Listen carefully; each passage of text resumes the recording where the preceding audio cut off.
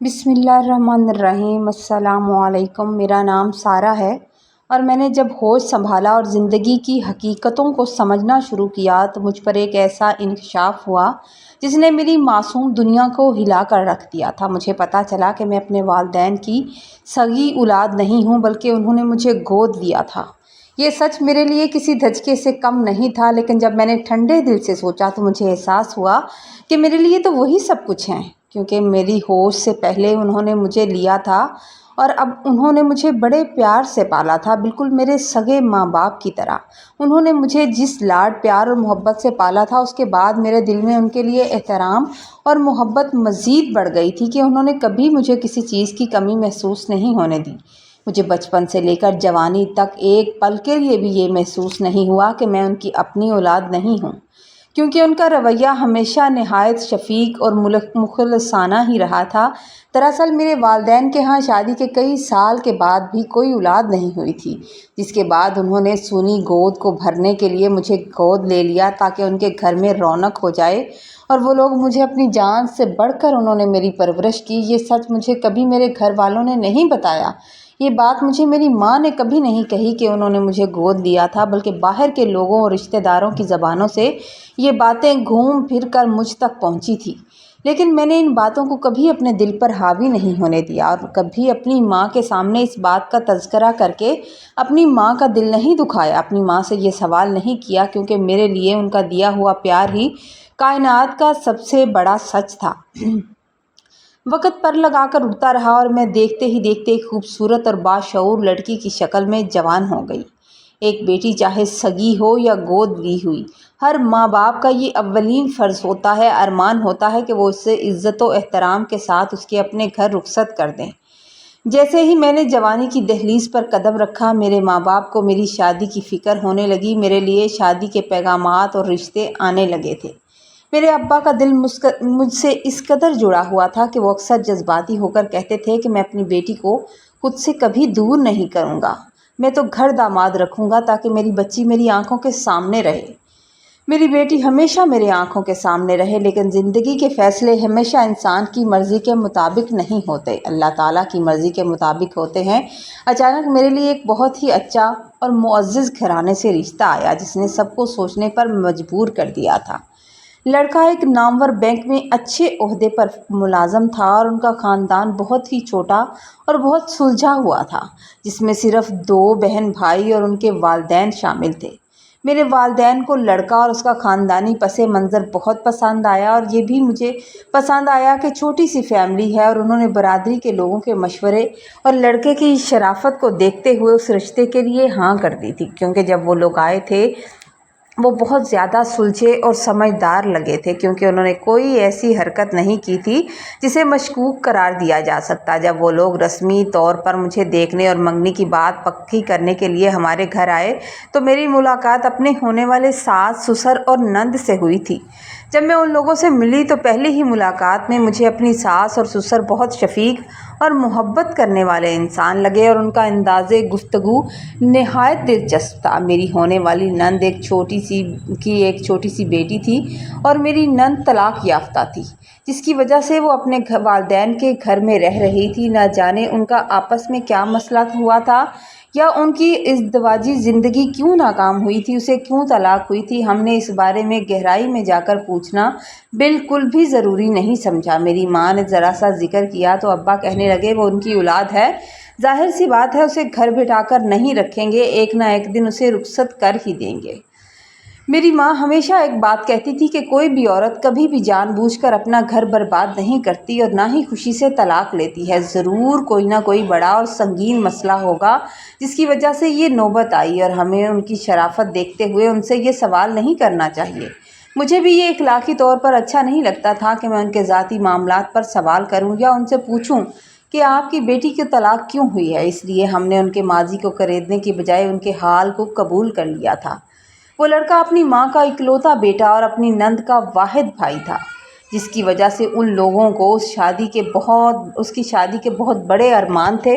उन्होंने बहुत जल्दी शादी की तैयारियां करना शुरू कर दी और शोर मचाना शुरू कर दिया। बार बार फ़ोन करने शुरू कर दिए कि हमें शादी की जल्दी है, और उन्होंने ख़रीदारी भी शुरू कर दी।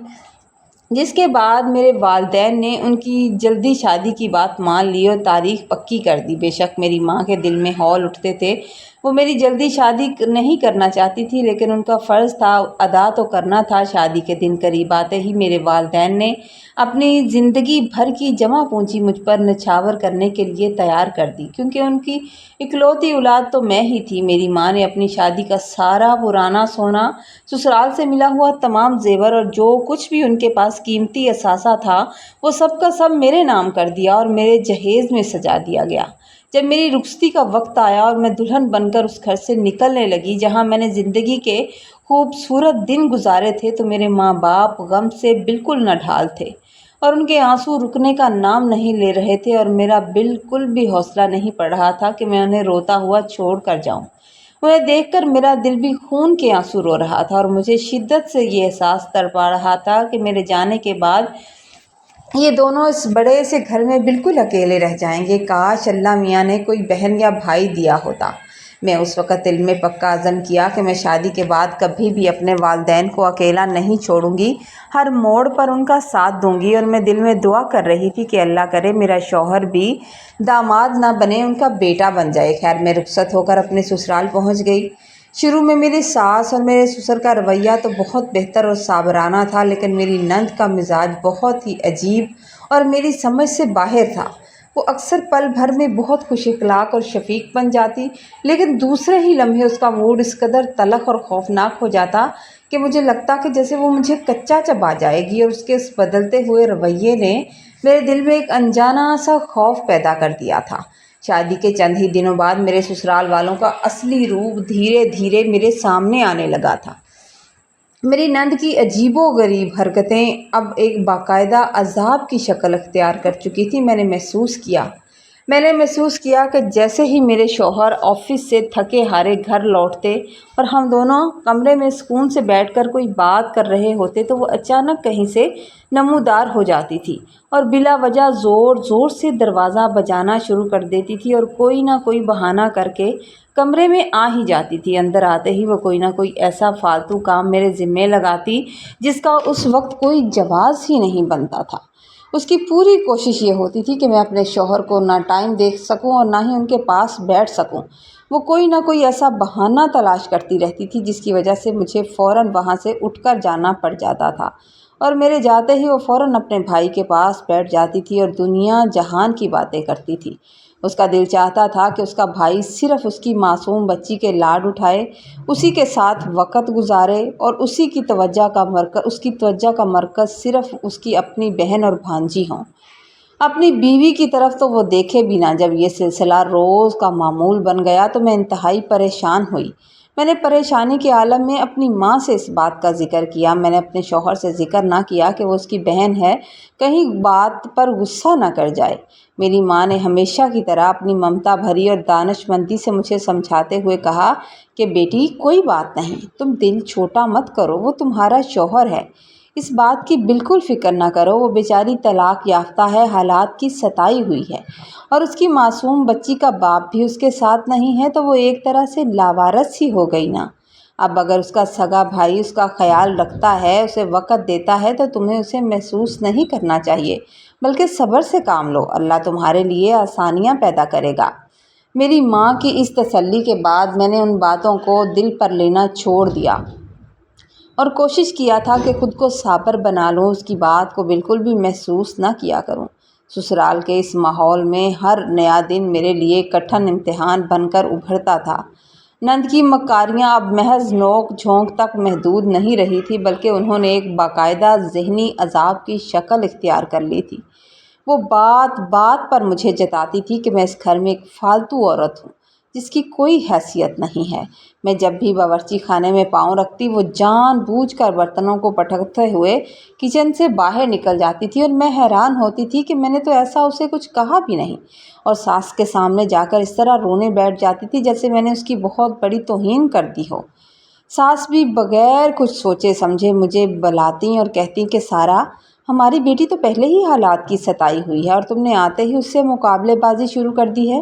کم از کم اس کا دل رکھنے کی بجائے تم اس کی زندگی اجیرن کر رہی ہو۔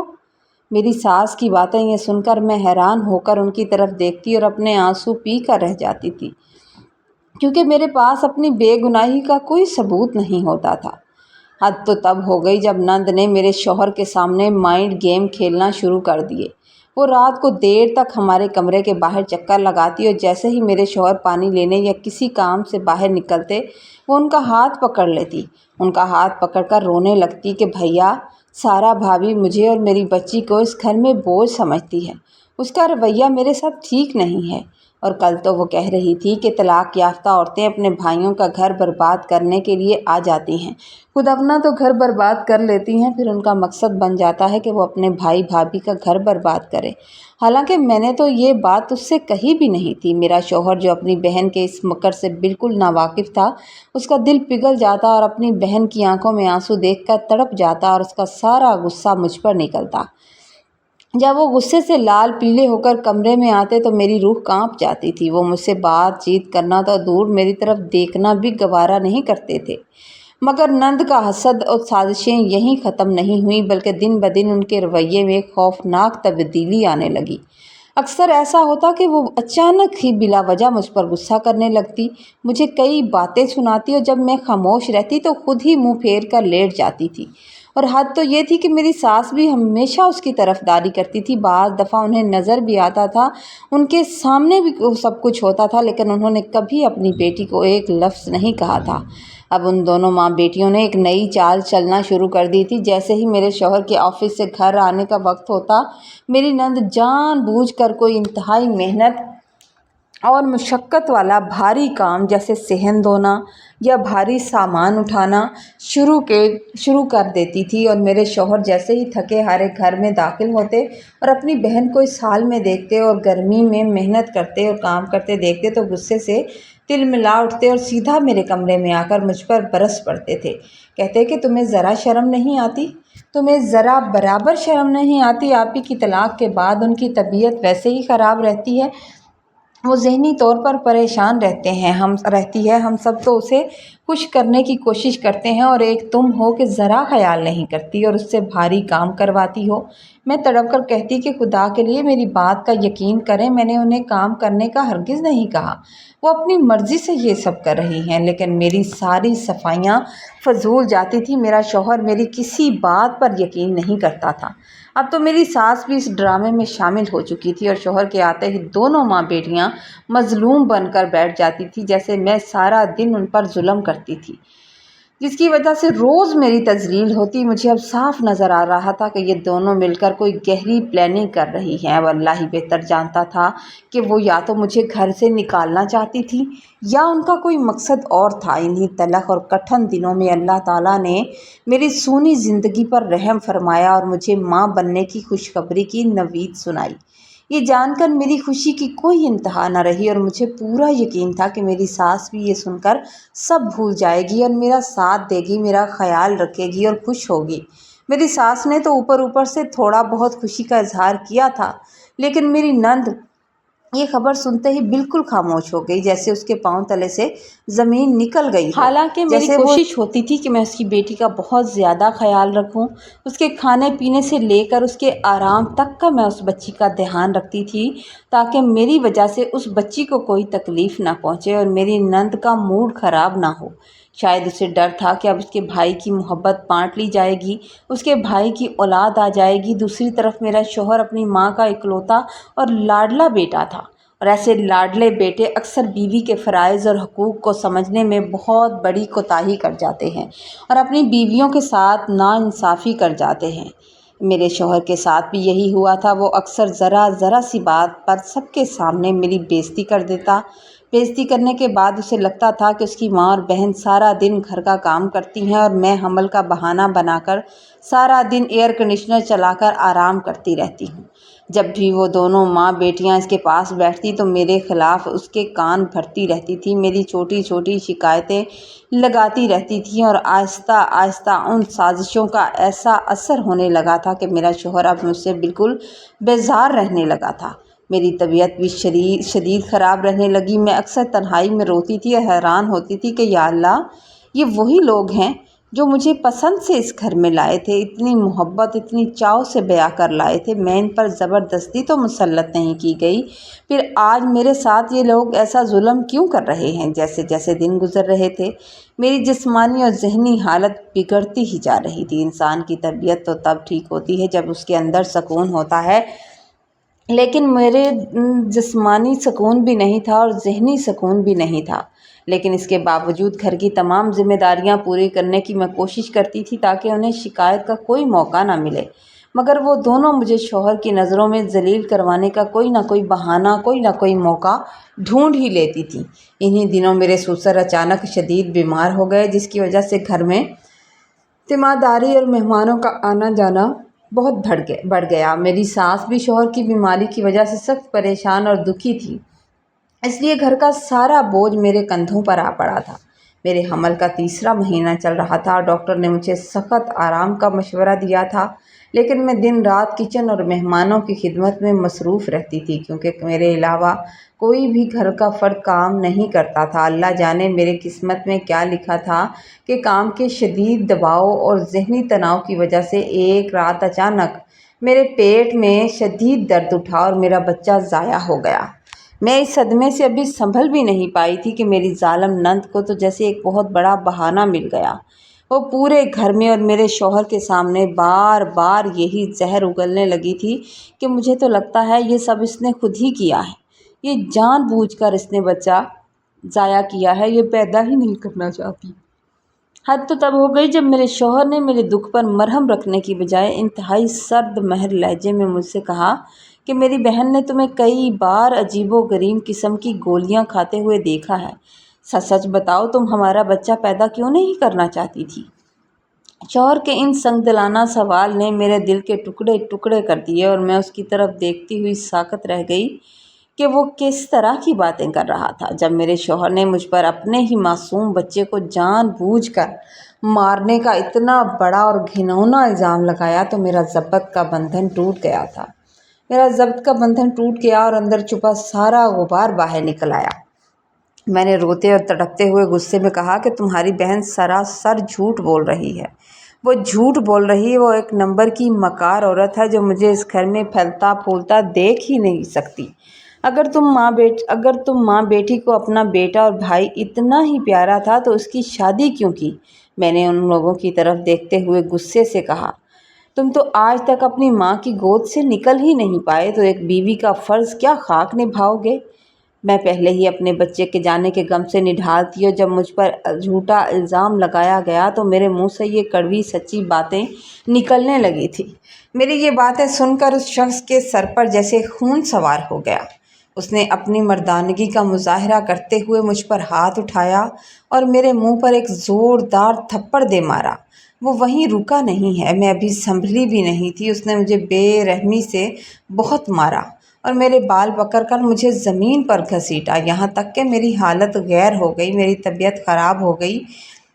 एक लम्हे के लिए मेरा दिल चाहा कि मैं इस जालिम घर को हमेशा के लिए छोड़ दूं, जहाँ किसी का किसी को एहसास नहीं है। मैं इसे छोड़कर चली जाऊं, जहाँ सिर्फ नंद की बालादस्ती बरकरार रखने के लिए मेरी ज़िंदगी का तमाशा बनाया जा रहा है।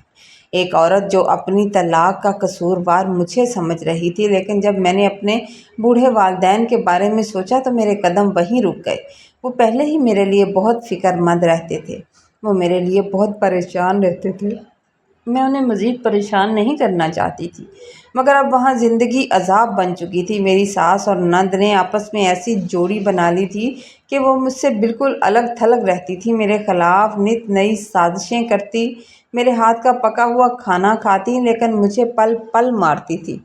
मेरे शौहर ने मुझे मुंह लगाना छोड़ दिया था, वो मुझसे बात करना भी ज़रूरी नहीं समझते थे, यहाँ तक कि अगर मैं कोई बात करती तो उसका जवाब भी नहीं देते थे। वो सिर्फ शाम को ऑफिस से आने के बाद ज़रूरत की हद तक बात करते थे और सारा वक्त अपनी माँ और बहन के पास गुजारते थे। मैं दिन रात इस कटन ज़दा माहौल में कटती रही। एक दिन मेरी चची सास, जो मेरी सास की देवरानी थी, हमारे घर आई और उस वक़्त इत्तेफाक ये हुआ कि मेरी सास और नंद दोनों बाज़ार शॉपिंग के लिए गई हुई थी। उन्होंने मुझे अकेला और उदास देखा तो मेरे पास आ गई। میرے پاس آئیں اور میرے سر پر شفقت سے ہاتھ رکھا اور دکھی لہجے میں کہنے لگیں، بیٹی صبر کرو، لیکن مجھے نہیں لگتا کہ اس گھر میں تمہارا گزارا ہو پائے گا۔ مجھے تو لگتا ہے کہ تمہاری نند شازیہ ذہنی مریض ہے، وہ تمہیں کبھی یہاں بسنے نہیں دے گی۔ میں نے حیران ہو کر ان کی طرف دیکھا تو کہنے لگی، تمہاری نند کا اپنا گھر بھی اسی وجہ سے برباد ہوا تھا کہ اس کا شوہر اس سے کی بدتمیزی برداشت نہیں کرتا تھا اور اس پر ہاتھ اٹھاتا تھا۔ اب جب وہ تمہیں دیکھتی ہے کہ تمہارا شوہر تمہارا خیال رکھتا ہے، تمہارے آگے پیچھے پھرتا تھا، تو وہ تم سے حسد کرنے لگی۔ اس سے یہ برداشت نہیں ہوتا کہ اس کا بھائی کسی دوسری عورت کو اتنی عزت دے جبکہ اسے اس گھر میں عزت نہیں ملی۔ تم کچھ دنوں کے لیے اپنے ماں باپ کے گھر چلی جاؤ، وہاں تمہارا دل بہل جائے گا، اور جب صحت بہل جائے گی تو واپس آ جانا۔ ان کی یہ باتیں سن کر میں سہم گئی اور سوچنے پر مجبور ہو گئی کہ حسد انسان کو کتنا زیادہ اندھا کر دیتا ہے۔ اسی شام جب میرا شوہر گھر آیا تو میں نے دھیمے لہجے میں اس سے کہا تھا کہ میں کچھ دنوں کے لیے اپنے مائکے جانا چاہتی ہوں۔ اس نے آگے سے انتہائی صفاقی سے جواب دیا کہ کچھ دنوں کے لیے کیوں، تم ہمیشہ کے لیے چلی جاؤ، میری جان چھوڑو، اور ویسے بھی مجھے تمہاری شکل و صورت دیکھنا اب اچھا ہی نہیں لگتا۔ اس کے یہ الفاظ میرے دل پر تیر کی طرح لگنے لگے۔ میں حیران تھی کہ جن لوگوں کے لیے میں دن رات نوکرانی کی طرح کام کرتی تھی، میرا پکا پکایا کھانا وہ نوابوں کی طرح کھاتے تھے، اور ان کا بیٹا میرے لیے اتنے گھٹیا الفاظ استعمال کر رہا تھا۔ انہی دنوں میں نے نوٹ کیا کہ وہ اکثر موبائل چھپا کر کسی سے بات کرتا تھا۔ شاید اس کے آفس کی کوئی لڑکی تھی، لیکن وہاں اب ایک اجنبی میں بن چکی تھی۔ مجھے اس سے روکنے کا کوئی حق نہیں تھا۔ وہ مجھ سے موبائل بھی چھپا چھپا کر رکھتا تھا کہ کہیں میں موبائل دیکھ نہ لوں۔ لوگ کہتے ہیں کہ عورت گھر نہیں بساتی، لیکن اللہ جانتا ہے کہ عورت گھر بچانے کے لیے کیا کیا زہر کے گھونٹ پیتی ہے۔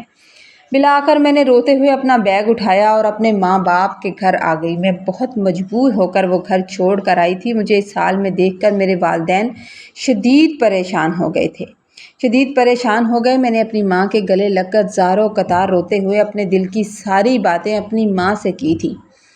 اماں، میرے ساتھ وہاں جانوروں جیسا سلوک ہوتا ہے، میں وہاں اب ایک پل بھی نہیں رہ سکتی، میرا دم گھٹتا ہے وہاں، وہ لوگ مجھے جینے نہیں دیں گے، آہستہ آہستہ تیری بیٹی کو مار ہی دیں گے۔ لیکن میری ماں کا روایتی اور سوسائٹی کا ذہن تھا، وہ نہیں چاہتے تھے کہ میرے ماں باپ کا روایتی اور سوسائٹی کا ذہن تھا، وہ نہیں چاہتے تھے کہ میری طلاق ہو۔ اس لیے وہ مجھے یہی سمجھاتے رہے کہ بیٹی صبر کرو، سب معاملہ ٹھیک ہو جائے گا، اللہ تعالیٰ سب کچھ آسان کر دے گا۔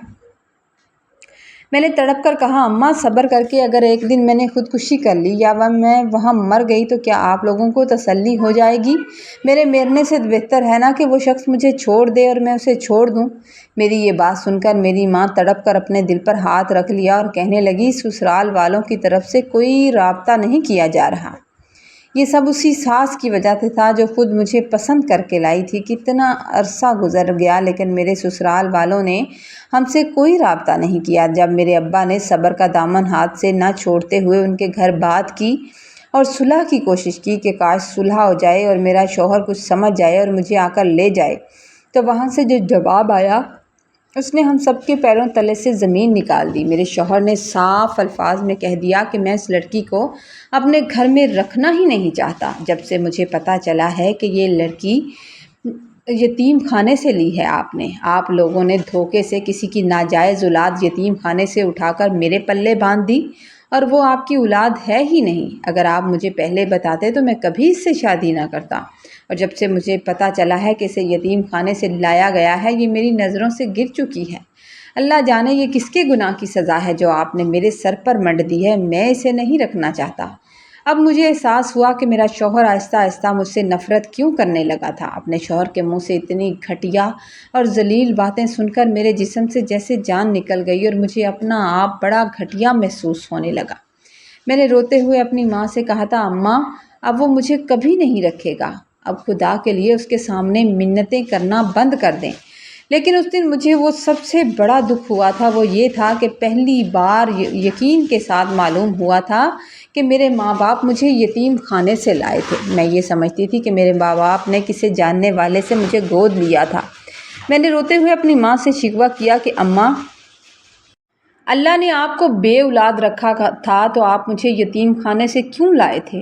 اگر میں وہیں پل بھر جاتی تو شاید میری زندگی کی حقیقت آج کچھ اور ہوتی۔ آپ مجھے یہاں لے کر آئے، بیٹی بنا کر پالا، لیکن دنیا نے مجھے پھر وہی پرانا حوالہ دیا کہ میں یتیم خانے سے لائی ہوئی ایک ناجائز لڑکی ہوں۔ یہ صدمہ میری زندگی کا سب سے بڑا کرب بن گیا تھا، جو نہ مجھے جینے دیتا تھا نہ مجھے مرنے دیتا تھا۔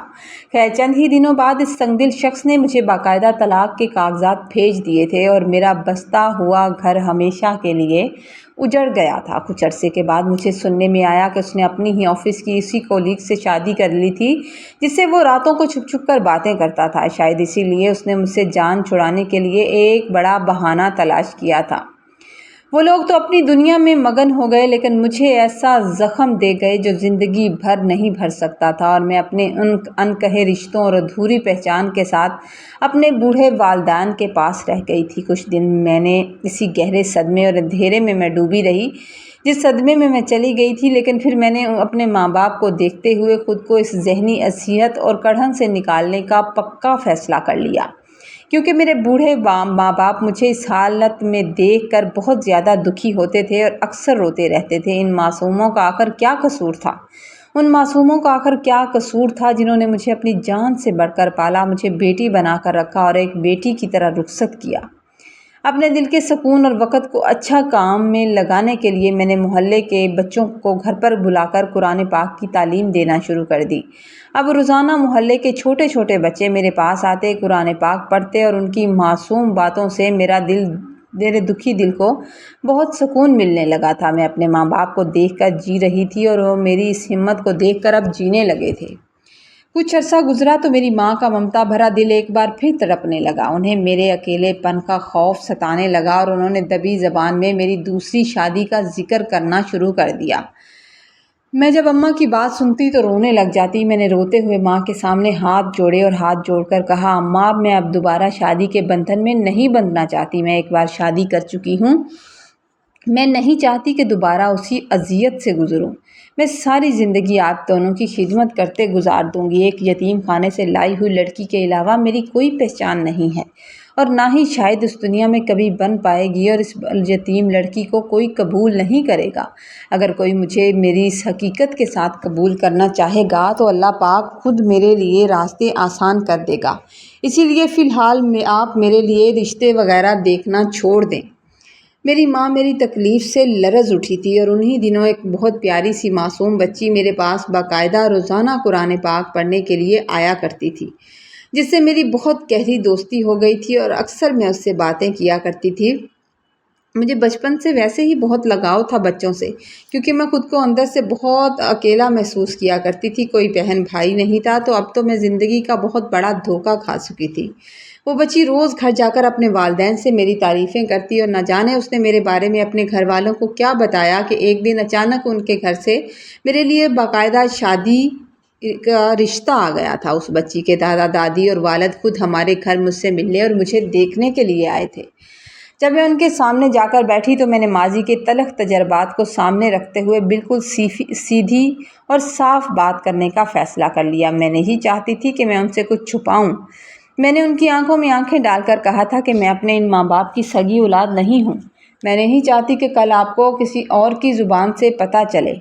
یہ لوگ مجھے یتیم خانے سے لائے تھے، میں صرف ایک مہینے کی معصوم بچی تھی۔ آپ لوگ اچھی طرح سوچ سمجھ لیں، کل کو میری ذات پر کوئی انگلی نہ اٹھائے، اور نہ ہی میری زندگی پہلے کی طرح مجھ پر جھوٹے الزامات لگا کر میری پیدائش پر سوالیہ نشان کھڑا کیا جائے۔ اگر آپ لوگ مجھے اس سچ کے ساتھ دل سے قبول کرنے کے لیے تیار ہیں تو ٹھیک ہے، میں آپ سے کچھ بھی چھپانا نہیں چاہتی، ورنہ خدا کے لیے مجھے دوبارہ اس شدید ذہنی اذیت میں مت دھکیلیے گا۔ میری یہ سچی اور کھری باتیں سن کر ان کے چہروں پر کوئی ناراضگی نہیں آئی، بلکہ انہوں نے نہایت احترام سے میری بات سنی، میری بات کو سمجھا۔ اور وہ لڑکا پاک آرمی میں ایک بہت اچھے اور بڑے عہدے پر فائز تھا۔ اس کی پہلی بیوی کا انتقال ہو چکا تھا، اور اس کی یہی ایک معصوم بچی تھی جو میرے پاس پڑھنے اکیلی آتی تھی۔ وہ لوگ بہت ہی وسیع اور کھلے دل کے مالک تھے۔ انہوں نے نہ صرف میری حقیقت کو تسلیم کیا بلکہ مجھے میرے والدین کو بہت زیادہ عزت و احترام دیا کرتے ہیں نا، خاندانی لوگ اپنی حرکتوں کی وجہ سے نظر آ جاتے ہیں اور ہمارا رشتہ طے ہو گیا۔ ان کا گھر ہمارے گھر سے بھی تھوڑی ہی دور ایک گلی میں تھا، اس لیے شادی کے بعد جب میں وہاں گئی تو پہلی بار مجھے زندگی میں اس بات کا شدت سے احساس ہوا تھا کہ دنیا کے سارے مرد ایک جیسے نہیں ہوتے، اور نہ ہی ساری نندیں اور ساری ساسیں بری ہوتی ہیں، بلکہ ہر انسان کی فطرت ایک دوسرے سے الگ ہوتی ہے۔ میری ساس نہایت شفیق خاتون تھیں اور میری 3 نندیں تھیں جو مجھے اپنی سگی بہنوں کی طرح چاہتی تھیں، اور میرے شوہر کے بڑے بھائی ملک سے باہر ملازمت کرتے تھے اور میرے شوہر جاب کرتے تھے، تو گھر کا سارا نظام میرے سسر سنبھالتے تھے۔ میں نے اس معصوم بچی کو سگی ماں کا پیار دیا تھا، کیونکہ پہلے ہی اس سے میری دوستی تھی، اس لیے مجھے زیادہ محنت نہیں کرنی پڑی تھی، جس کی وجہ سے وہ مجھ سے لپٹ کر رہتی اور میرے ساتھ ساتھ رہتی۔ آہستہ آہستہ وہاں میرا دل لگنا شروع ہو گیا اور اللہ تعالیٰ نے میری جھولی میں خوشیوں کی کوئی کمی نہ چھوڑی اور مجھے 2 پیارے سے بیٹوں کی نعمت سے بھی نواز دیا تھا۔ اب جب میرا دل چاہتا ہے کہ میں اپنے مائکے چلی جاتی ہوں، اور میرے شوہر میرے والدین کا مجھ سے زیادہ خیال رکھتے ہیں، انہیں اپنے سگے ماں باپ کی طرح عزت دیتے ہیں، اور اگر کبھی وہ میرے ماں باپ بیمار ہو جائیں تو میرے شوہر نے مجھے پورا حق دیا ہے کہ میں ان کا بہترین علاج کرواؤں۔ اور آج میرے بیٹوں اور میری خوشی کو دیکھ کر میرے بوڑھے والدین سکون سے جیتے ہیں اور میرے بچوں کو دیکھ کر بہت خوش ہوتے ہیں۔ میری یہ کہانی سنانے کا سب سے بڑا مقصد یہ ہے کہ اگر معاشرے میں کوئی بے اولاد جوڑا یا کوئی فیملی کسی یتیم خانے سے کسی بے سہارا یتیم بچے کو گود لے کر اسے زندگی کا سہارا دینے کی کوشش کرتے ہیں، تو ہمارے آس پاس کے لوگ اس معصوم بچے کی ذات پر سوالیہ نشان کھڑا کیوں کر دیتے ہیں؟ اسے معاشرے میں طعنے کیوں دیے جاتے ہیں؟ یہ بات ضروری تو نہیں ہے کہ یتیم خانے سے آنے والا ہر بچہ ناجائز ہو، یہ ضروری تو نہیں ہے، اور اگر خدا نخواستہ کسی کے والدین سے کوئی غلطی یا گناہ سرزد ہو بھی گیا ہے تو اس معصوم اور بے قصور بچے کا اس میں کیا قصور ہوتا ہے؟ اس نے تو اس دنیا میں آنے کا فیصلہ خود نہیں کیا ہوتا، اسے کیوں دنیا میں آنے پر سزا دی جاتی ہے؟ پھر کیوں اس کی معصوم زندگی کو جیتے جی جہنم اور عذاب بنا دیا جاتا ہے؟ ہمیں اپنے رویوں کو بدلنا ہوگا اور ایسے بچوں کو طعنے دینے کی بجائے انہیں گلے سے لگا کر ایک باعزت زندگی دینے کی کوشش کریں، تاکہ انہیں بھی باعزت طریقے سے باعزت انسان کے طور پر جینے کا حق حاصل ہو، کیونکہ دنیا کا کوئی بھی بچہ گناہ گار پیدا نہیں ہوتا۔ اسٹوری اگر آپ کو اچھی لگے تو آپ نے لائک کرنا ہے، کامنٹ میں ضرور بتانا ہے، چینل پر نئے ہیں تو چینل کو سبسکرائب کر دیجئے تاکہ آنے والی ہر اسٹوری آپ تک پہنچے۔ اللہ تعالیٰ خوش رکھے، آباد رکھے، دعاؤں میں یاد رکھیے۔ اللہ حافظ۔